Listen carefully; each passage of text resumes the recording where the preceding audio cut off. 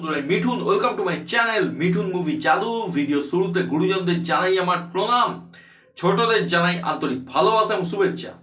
বন্ধুরা, আজকে কথা বলবো ত্রিবিক্রম পরিচালিত এবং মহেশবাবু অভিনীত গুন্টুর কারাম মুভিটি নিয়ে, যেটা আমি ইংলিশ সাবটাইটেলের সঙ্গে দেখে এলাম। এই মুভির যখন ট্রেলার এসেছিল, আমি তখন একটা কথা বলেছিলাম যে ট্রেলারটা দেখে আমার ত্রিবিক্রমের আগের মুভি মানে এবিপিএল আলা বৈকুণ্ঠপুরম লোর আপগ্রেডেড ভার্সন বলেই মনে হচ্ছে। এবং মুভিটি যখন আমি দেখলাম বা দেখছিলাম, তখন কিন্তু আমার এই কথাটাই বারবার মনে হচ্ছিল। এবিপিএল এর আপগ্রেডেড ভার্সন হচ্ছে গুন্টুর কারাম।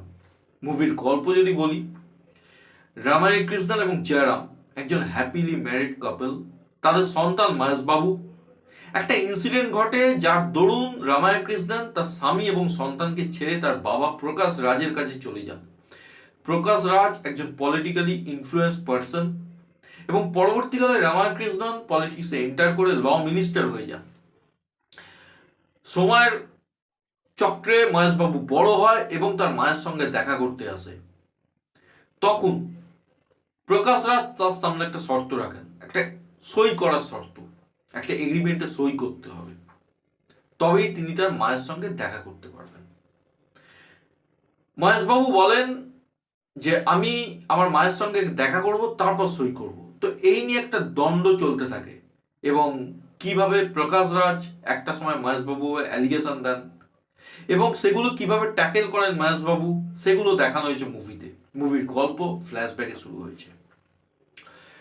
মুভির পজিটিভ দিক, এই মুভির যদি সত্যি কথা কিছু পজিটিভ দিক থাকে, তো মুভির একমাত্র পজিটিভ দিক হচ্ছে মহেশবাবু।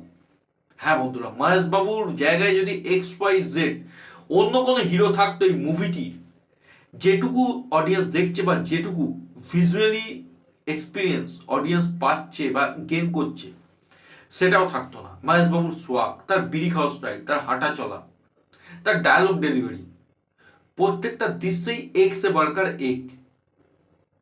মুভির হিরোইন শ্রীলীলা, খুব ভালো উনি নাচেন এবং এই মুভিতে তিনি প্রমাণ করেছেন।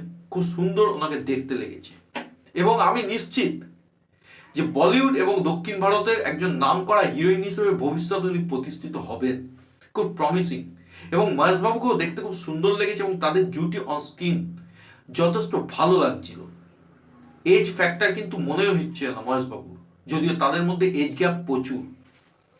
ছবিতে একটা লম্বা সাপোর্টিং কাস্ট আছে।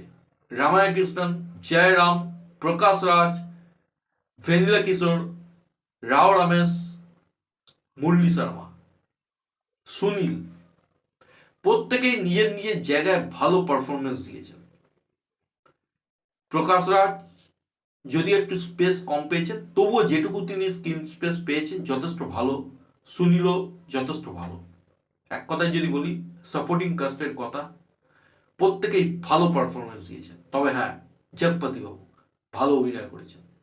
ওনার পারফরমেন্স আমার সাপোর্টিং কাস্টে সব থেকে বেশি ভালো লেগেছে। মুভির বিজিএম এর কথা তো বললাম।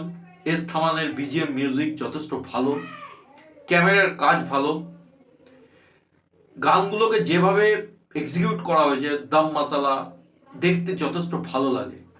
যদিও লিরিক্যাল ভিডিও ইউটিউবে রিলিজ হয়েছিল মুভি মুক্তির আগে, কিন্তু মুভিতে যখন এই গানগুলো দেখছিলাম, যেভাবে শর্ট নেওয়া হয়েছে গানগুলো যথেষ্ট ভালো। Overall technical department, acting department, এই মুভিটা যথেষ্ট ভালো। তবে মুভির সব থেকে যেটা দুর্বল দিক, সেটা হচ্ছে মুভির স্ক্রিন প্লে। এই মুভির স্ক্রিন প্লেটা অত্যন্ত দুর্বল। যদিও আমরা জানি মাস কমার্শিয়াল মুভিতে গল্পের মধ্যে নতুনত্বের ছোঁয়া খুব কমই থাকে, কিন্তু এক্সিকিউশন লেভেলের মধ্যে কিন্তু একটা অভিনবত্ব বা নতুনত্ব থাকে। এই মুভিতে কিন্তু সেটাও নেই।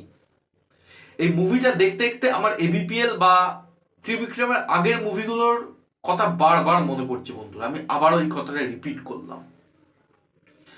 জাস্ট নায়কটাকে পাল্টে, চরিত্রগুলোকে পাল্টে একটা ফ্রেম টু ফ্রেম কপি যেন করে দেওয়া হয়েছে।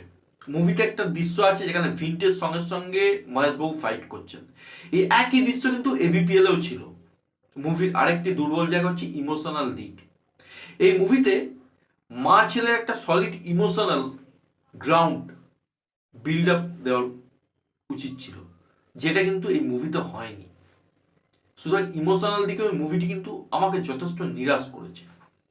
ওভারঅল যদি বলি, ত্রিবিক্রমের কাঁচা হাতের কাজ হচ্ছে গুন্টুর করা, খুব তাড়াহুড়োর সঙ্গে উনি বানিয়েছেন। আমি জানি সংক্রান্তিতে মুভিটি মুক্তি পেয়েছে, মহেশবাবু স্টার পাওয়ার ফ্যান বেস এই মুভিটি যথেষ্ট ভালো নাম্বারস দেবে এবং মুভিটি কিন্তু সারপ্রাইজ হিটও হয়ে যাবে। বক্স অফিসের খাতায় মুভিটি ব্লকবাস্টার হয়ে যেতে পারে। কিন্তু ওভারঅল এই মুভিটি মহেশবাবুর একটি অ্যাভারেজ বা বিলো অ্যাভারেজ মুভি হয়ে থেকে যাবে বলেই আমার মনে হয় বন্ধুরা। মহেশবাবুর যে আগের মুভিগুলো, যেমন হিন্দি নাম যদি আমি বলি ড্যাশিং সিএম ভারত, এই মুভিগুলো অনেক বেটার ছিল এর তুলনায়। সেখানে অ্যাকশন দৃশ্যের যে স্টাইলাইজেশন, সেখানে যে এক্সিকিউশন, সেগুলো কিন্তু যথেষ্ট ভালো ছিল। যদিও সেই মুভিগুলোর গল্পের মধ্যে নতুনত্বের ছোঁয়া কম ছিল, কিন্তু ওই যে এক্সিকিউশন লেভেল, ওখানে কিন্তু মুভিগুলো বাজি মেরে দিয়েছিল। ওভারঅল ত্রিবিক্রম বা গুরুজির থেকে একটা ভালো মুভি আশা করেছিলাম মহেশবাবু এবং ত্রিবিক্রম জুটি এতদিন পরে আসছে, জাস্ট একটা কিছু রক্ত গরম করা মুভি আমাদেরকে উপহার দেবেন। কিন্তু এই দিকে মুভিটি কিন্তু আমাকে যথেষ্ট নিরাশা দেয়। এবং মুভির মধ্যে রামায়ণ কৃষ্ণন যে কারণটা দেখায়, যে জন্য সে তার স্বামী এবং সন্তানকে ছেড়েছে, সেটাও কিন্তু খুব একটা কনভিন্সিং আমার মনে হয়নি। ওভারঅল রাইটিংয়ে যদি মুভির গলদ থাকে, সেখানে স্টার পাওয়ার কত দূর মুভিটিকে পুল আপ করবে। তোমরা যারা মুভিটি দেখেছো আমায় কমেন্টের মাধ্যমে জানাও, এবং যারা দেখোনি আমি তোমাদের ওপর ছাড়লাম, তোমরা যদি দেখতে যেতে চাও তো মুভিটি দেখো। আমার মনে হয় এটা ওয়ান টাইম ওয়াচ হিসেবে ঠিকঠাক। কিন্তু যারা মনে করছো টিভি বা ওটিটিতে এলেই মুভিটি দেখবে, দেখতে পারো, কারণ এই মুভিটি যে বড় পর্দায় দেখতেই হবে এমন কিন্তু কোনো মুভি নয়। এই ধরনের টিপিক্যাল সাউথ ইন্ডিয়ান মুভি আমরা টেলিভিশন বা ওটিটিতে বহু দেখেছি বা দেখি। এবং আমার ভিডিও তোমাদের কেমন লাগলো সেটা কিন্তু কমেন্টের মাধ্যমে জানিও। যদি ভালো লাগে লাইক শেয়ার করো, চ্যানেলে নতুন হলে বা ভিডিও নতুন হলে সাবস্ক্রাইব করো, এবং ফার্দার নোটিফিকেশন জন্য বেল আইকনটা কিন্তু ক্লিক করো। সকলে ভালো থেকো, সুস্থ থেকো, টেক কেয়ার, বাই বাই।